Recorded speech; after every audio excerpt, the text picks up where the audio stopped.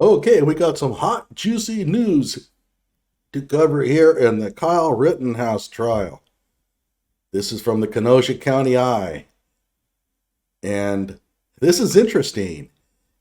It kind of goes to show that Binger is getting kind of desperate. Hello out there. I am trying to get through. With his powerful brainwaves cradled in the warmth of reasoning, it's time for Johnnie Walker Dread to straighten you out on a thing or two. Emanating all the way from exciting Las Vegas, Oklahoma, it's the Johnnie Walker Dread Show. All right, here we go. Rittenhouse prosecutors got angry when key witness didn't change his story. And this was published on October 30th, yesterday. There's the man of the hour, that is Nathan DeBruin. I mentioned him as being on the witness list for the defense, and I didn't know who he was. Well, now we know who he is.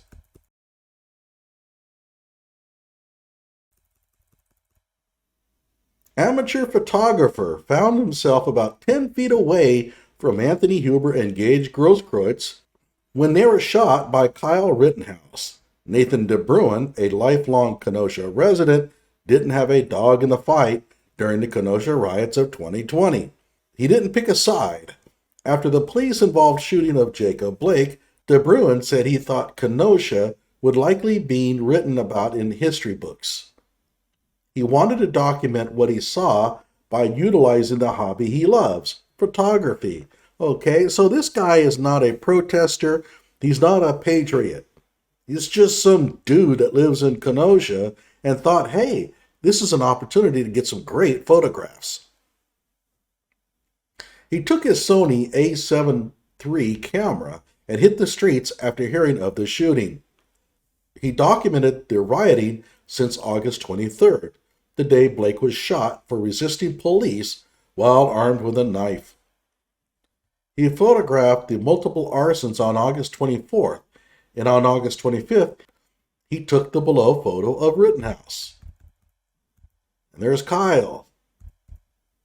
So those pictures of Kyle cleaning the graffiti were taken by Nathan DeBruin. Interesting. Later on that day, he would take many more photos.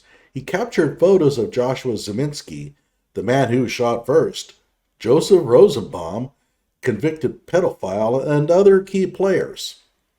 On August 25th, he was about 10 feet from Kyle Ritttenhouse when he shot and killed Anthony Huber, a career criminal, after Huber hit him, Kyle, with his skateboard in the neck-head area. He watched one man die and another seriously injured. A frightened DeBruin left the area. He would later hear gunshots in other areas of the city on his way home. DeBruin witnessed many things that would prove helpful to the defense. He witnessed Rosenbaum say, "I just got out of jail and I'm not afraid to go back." All right, the witness for that, not a patriot, not a protester, an unbiased observer. In fact, he saw a lot of the pedophile that night. He saw Rosenbaum get infuriated when someone put out a fire, exclaiming, "You're supposed to be against the police." Rosenbaum later lit a porta potty on fire and a trailer accompanied by Joshua Zeminski. So there's another picture taken by Nathan DeBruin. And another. In the aftermath of the rioting, DeBruin saw on Fox News that the ATF was looking for intelligence for the arsons. He said, "I love Kenosha and I wanted to help." He called the ATF and later met with an agent. He turned over many photographs that would help with the many prosecutions. Shortly after, he got a call from Kenosha police and gave an interview with a detective on September 11th, 2020. He later signed a 3-page statement. He was glad to help with whatever he could, even though he didn't legally have to help. Boo. Fast forward to last month. Rittenhouse prosecutors sent a subpoena to DeBruin. He later agreed to meet with ADA's T. Clair Binger and Jim Krause. DeBruin said at first Binger was very polite and friendly. Yeah, that's how they usually start. That's true for all prosecutions, including the police. They're going to be your friend. We want to form a good partnership with you. Oh, no, that is sleazy. Since you'll be helping prosecute many cases, and of course the many cases he's talking about are all the arson cases, of which I only know of one, and that is Joshua Ziminski. DeBruin said Binger's attitude quickly changed to that of an adversarial role when DeBruin refused to change or add to his statement that he signed over a year prior. Whose side are you on? Binger sternly asked. And by the way, it's W-H-O-S-E. Binger then asked DeBruin to identify people in the many photos he took. He didn't know who they were at the time, but now knew some of them. Binger asked him to change and add to his statement the identities of some of the people, but he didn't know who they were at the time, so he refused. He didn't want to lie. Oh, that's the kind of person that just pisses Binger off. We have no use for you, Binger said. We won't put you on the stand, so Richards, Kyle's lawyer, will be, and he'll be harder on you than we would. With this, the meeting ended. DeBruin was a little nervous now. He wanted to help, but didn't want to lie in the statement. He now feels like the Kenosha DA's office is treating him like he did something wrong. And he did. He didn't go along with their scheme. Now subpoenaed by Rittenhouse defense team, DeBruin feels comfortable only with an attorney because of the uneasy feeling he got from the prosecutors. He has since retained local attorney Terry Rose. If you want to help DeBruin with his legal fees, please email us and we will give you a link to donate. He also has many photos to sell to anyone who is interested.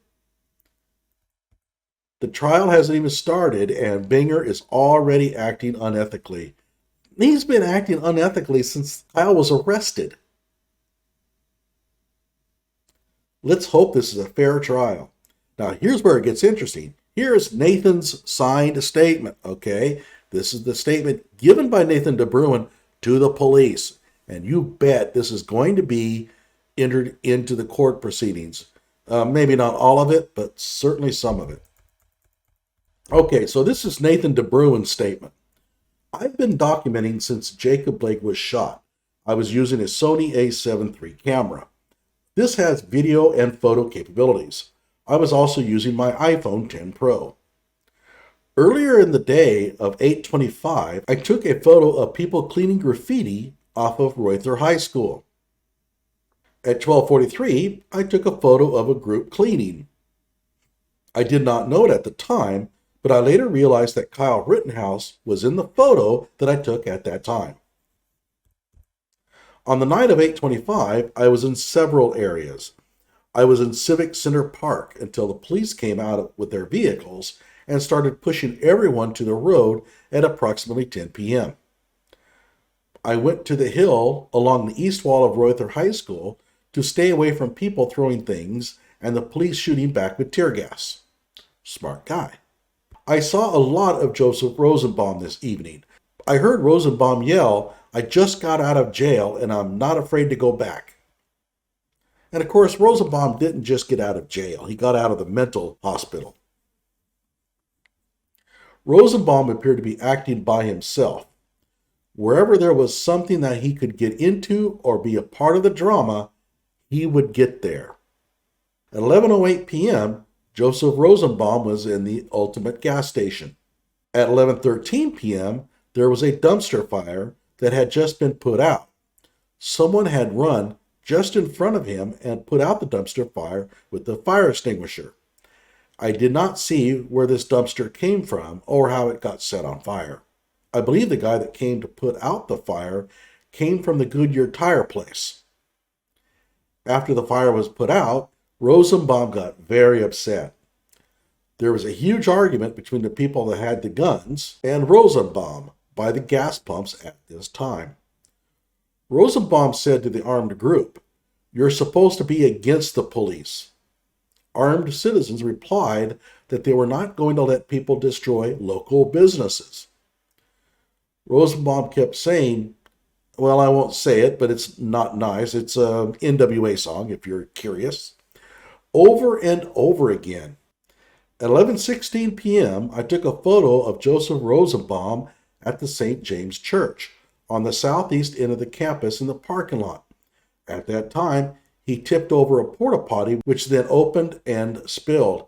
It smelled terrible, as porta potties tend to do.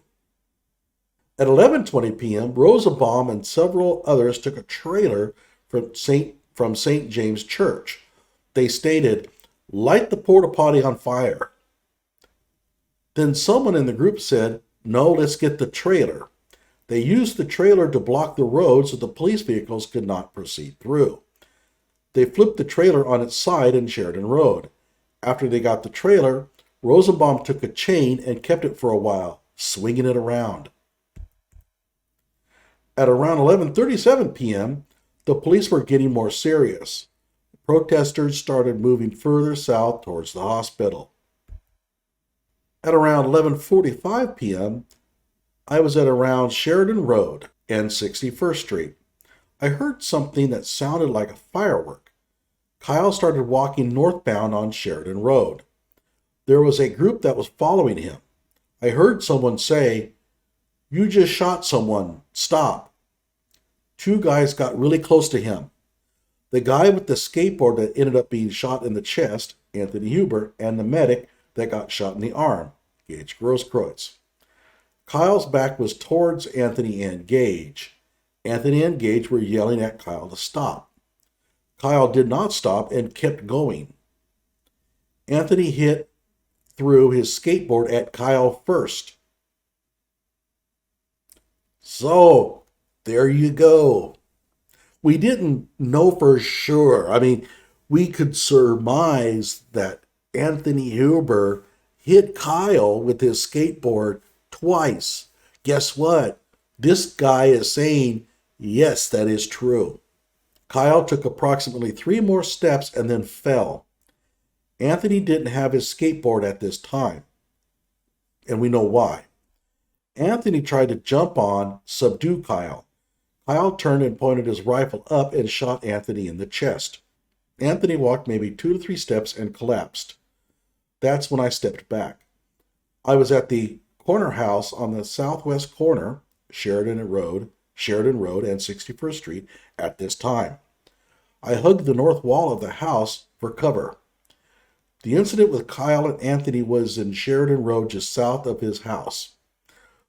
This house. So I was able to use this north wall for cover. Everything happened so fast, in seconds. I saw Gage get shot in the arm and it was a mist of blood. After Kyle shot Gage, Kyle just kept walking northbound on Sheridan Road. After Kyle shot these people, I heard a lot more gunshots. It sounded like the gunshots were surrounding me and I kept hearing them from all angles, probably from echoes. One of the Green Bearcats then came up to where Gage was and told everyone to step back and show hands. At 11:51 p.m., I took a photo of Gage at this time. This was it for me at this time. I wanted to go home because it was getting too crazy and I did not want to get shot. I started making my way towards, and they have deleted that. And it sounds like he mentioned some friend's house. And so they deleted it because they don't want you to know the name of that person. Then they deleted this part here which says blank Rhodes Camera Shop. And I took a photo of the burned down building at that time. So I have no idea what they expunged here. This statement was taken for me by Detective Howard, number 592, and is accurate. Now, what's interesting, look at the date of the statement. 9/11/20, as he mentioned before. This is not long after the Kenosha shootings. This was well before his testimony would have been influenced by all the gossip and stuff that we've been hearing over the past year. So we have a few things here. Number one, there seems to be evidence that Thomas Clair Binger tried to pressure a witness to change his story. Number two, it is now clear that Joseph Rosenbaum did say, in fact, that he had gotten out of jail earlier and was not afraid to go back. Number three, it is now clear that the defense knows about the first skateboard strike. And they have a witness who's going to testify to that fact. One thing here. Nathan DeBruin and Richard McGinnis were late additions to the defense's witness list, if you recall. I did a video on that about 3 or 4 days ago. Now, with Nathan DeBruin, you kind of see why. It looks like he's had a falling out with the prosecution and has entered the transfer portal. And I'm wondering if something similar hasn't happened to Richard McGinnis. Keep in mind that Richard McGinnis is probably the best witness of anyone there that night, and his testimony tends to support Kyle Ritttenhouse. So I'm wondering if Thomas Clair Binger didn't try to pressure Richard McGinnis in similar fashion. Who knows?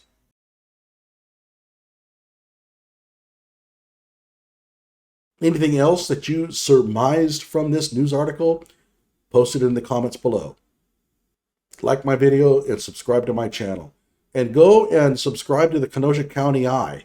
Lots and lots of good information about Kyle Ritttenhouse, and they're going to be an important source for good stuff for the next couple of weeks. Keep in mind, this is a primarily conservative outlet. They are not going to scrub away anything that's pro-Kyle.